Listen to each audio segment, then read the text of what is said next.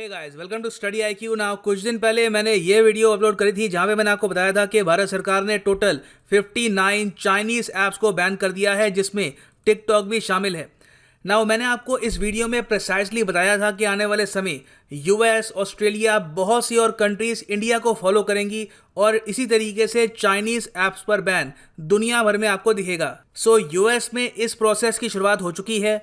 जो यूएसए के secretary of state हैं माइक पॉम्पेओ, इन्होंने ये कहा है कि वी आर सर्टनली लुकिंग, ये आर्टिकल है वॉशिंगटन का, यहाँ पे लिखा हुआ है, Pompeo says US is certainly looking at banning TikTok and other Chinese apps from USA. इतना ही नहीं है, ऑस्ट्रेलिया में भी बात शुरू हो चुकी है कि आने वाले समय में ये बैन कर सकते हैं टिकटॉक और वेरियस और चाइनीज ऐप्स को। हालांकि सरकार ने इसको लेकर कोई प्रॉपर स्टेटमेंट दी नहीं है। इनके मेंबर ऑफ पार्लियामेंट्स इसको ओपनली जरूर डिस्कस कर रहे हैं। सो डिस्कस करेंगे कि इसका इम्पैक्ट ओवरऑल चाइना पर क्या होगा, कितना लॉस टिकटॉक की पेरेंट कंपनी को यहाँ पे झेलना पड़ सकता है। बहुत कुछ आपको जानने को मिलेगा। So lot to know, lot to discuss as always, but before we begin, go to Google Play Store, download the Study IQ education app और यहाँ पे आप हमारा फ्लैगशिप यूपीएससी कोर्स परचेज कर सकते हैं, जिसके लिए ईएमआई ऑप्शन भी अवेलेबल है। और आप अगर हर वीडियो की नोटिफिकेशन चाहते हैं तो make sure to subscribe to Study IQ channel and press the bell icon. और आप अगर स्पेसिफिकली सिर्फ मेरी वीडियो की नोटिफिकेशन चाहते हैं तो टेलीग्राम ऐप पर जाओ, यहाँ पर सर्च करो @धवन सर और आप इस ग्रुप को ज्वाइन कर सकते हैं, जहाँ पर मेरी सारी वीडियो की नोटिफिकेशन आपको मिल जाएगी। नाउ सबसे पहले जो टिकटॉक बैन का इम्पैक्ट है, इट इज़ क्वाइट ह्यूज। सिर्फ इंडिया की अगर मैं बात करूं तो टिकटॉक के बैन के इम्पैक्ट से इस कंपनी को लॉस हुआ है, मतलब कि बिजनेस का लॉस हुआ है of total $6 billion. Indian rupees में हम यहाँ पे बात कर रहे हैं ऑलमोस्ट 45,000 करोड़ रुपीस की। अगर चाइना बॉर्डर पर अग्रेशन ना करता और उसके रिस्पॉन्स में इंडिया चाइनीज ऐप्स को बैन ना करता तो टिकटॉक इतना अमाउंट इंडियन मार्केट से कमा लेता थ्रू वेरियस एडवर्टीजमेंट्स, डील्स। और जिस तरीके से ये ऐप इंडिया में फैल रही थी, जो इसकी पॉपुलैरिटी बन रही थी, टिकटॉक के पास बहुत सारे ऑप्शंस थे।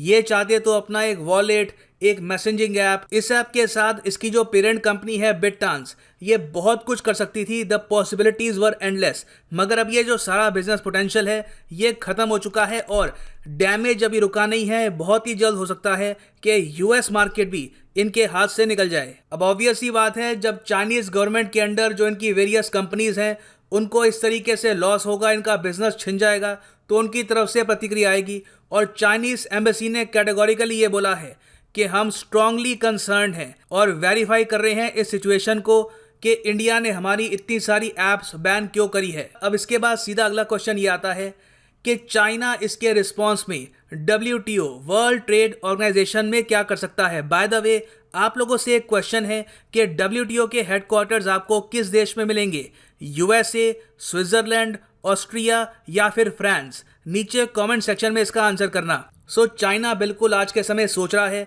कि इंडिया के अगेंस्ट एक केस कर दे WTO में इन ऐप्स के बैन को लेकर। जो चाइनीज एम्बेसी है इन इंडिया, इनकी स्पोक्समैन जी रोंग ने ये बोला है कि जो ये बैन भारत सरकार ने लगाया है ये जनरल ट्रेंड के अगेंस्ट है ऑफ इंटरनेशनल ट्रेड और ई कॉमर्स। तो क्या चाइना WTO में इंडिया पर दबाव डालकर ये बैन लिफ्ट करवा सकता है? वेल देखो, चांसेस बहुत ही ज़्यादा कम है। इसका रीज़न ये है, पहली बात तो WTO का जो मेन एग्रीमेंट है, जिसको हम कहते हैं general agreement on trade in services, जो भी कंट्री WTO को ज्वाइन करती है वो अपने आप पार्टी बन जाती है इस एग्रीमेंट की। सो इसके अंडर डिजिटल ट्रेड के बारे में जानकारी बहुत कम है।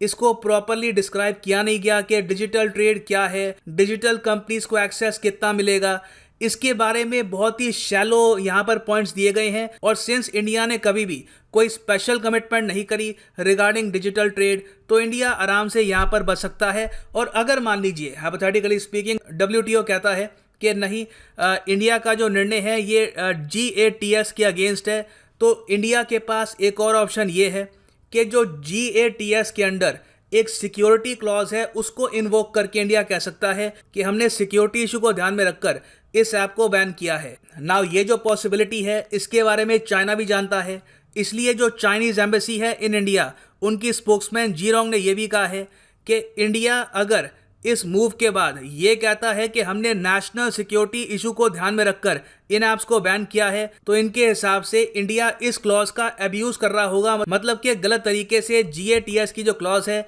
इसको यूज कर रहा होगा। मैं आपको ये बता दूं, GATS की क्लॉज ये कहती है कि अगर एक कंट्री को थ्रेट फील होता है फ्रॉम अ सर्टन ट्रेड, उनको लगता है कि अगर ये आइटम ये इंपोर्ट करते हैं तो नेशनल सिक्योरिटी को थ्रेट है, तो इमीडिएटली उसके इंपोर्ट पर वो बैन लगा सकते हैं। तो यहाँ पर अब देखना होगा कि इसकी इंटरप्रिटेशन कैसे होगी और WTO यहाँ पर इंडिया का साथ देगा या फिर चाइना का।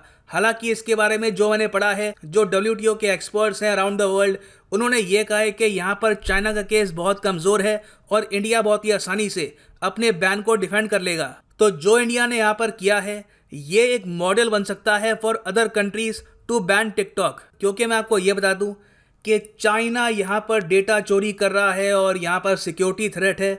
उन सब बातों के अलावा भी US की बहुत सारी स्टेट्स, उसके अलावा यूरोप में भी ये बात डिस्कस करी गई है कि टिकटॉक का काफ़ी नेगेटिव इम्पैक्ट हुआ है, स्पेशली ऑन यंगस्टर्स। तो सोसाइटी की ओवरऑल वेलबींग के लिए वहाँ पर भी बात चल रही थी कि या तो टिकटॉक को ये रेगुलेट करेंगे, कुछ इसमें एज के लिए बैरियर लगेगा, या फिर इसको ये लॉन्ग टर्म में बैन कर सकते हैं। तो ये बात ऑलरेडी वहाँ पर चल रही थी। अब यहाँ पर चाइना का एंगल आ चुका है कि सिंस टिकटॉक को जो कंपनी ओन करती है बिटडांस, ये एक ऐसी कंपनी है जो कहीं ना कहीं कम्युनिस्ट पार्टी ऑफ चाइना या फिर चाइनीज गवर्नमेंट से जुड़ी हुई है, तो बिल्कुल इसको बैन करना चाहिए। और साथ ही साथ हमारे पास एविडेंस भी है थ्रू वेरियस सोर्सेज कि टिकटॉक ज़्यादा डेटा चुराता था of users around the world. Now अब हम आते हैं US के बैन करने की पॉसिबिलिटी पर।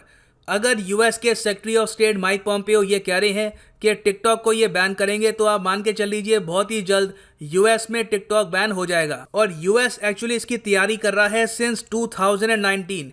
US भी यहाँ पर बैन करने का जो रीज़न है यही बताएगा कि नेशनल सिक्योरिटी थ्रेट हमको दिख रहा था फ्रॉम दिस ऐप। क्या हुआ था कि 2019 में जब बिटडांस जो टिकटॉक की पेरेंट कंपनी है, इसने एक अमेरिकन कंपनी म्यूजिकली को परचेज कर लिया था और टिकटॉक में मर्ज कर दिया। उसी से US में जो लॉ मेकर्स हैं वो काफ़ी हद तक थ्रेटेंड फील कर रहे थे और कंसर्न थे regarding the domination of TikTok. उसी टाइम से डिसाइड कर लिया गया था कि ये जो ऐप है ये US मार्केट में ज़्यादा टाइम तक नहीं रहेगी। सो तब से लेकर अब तक टिकटॉक पर ऑलरेडी इन्वेस्टिगेशन चल रही है US की। इनको बस रिपोर्ट सबमिट करनी है और बहुत ही जल्द विद इन अ डे और सो ये टिकटॉक को बैन कर सकते हैं। और देखो US में टिकटॉक को बैन करने का एक पॉलिटिकल एंगल भी है।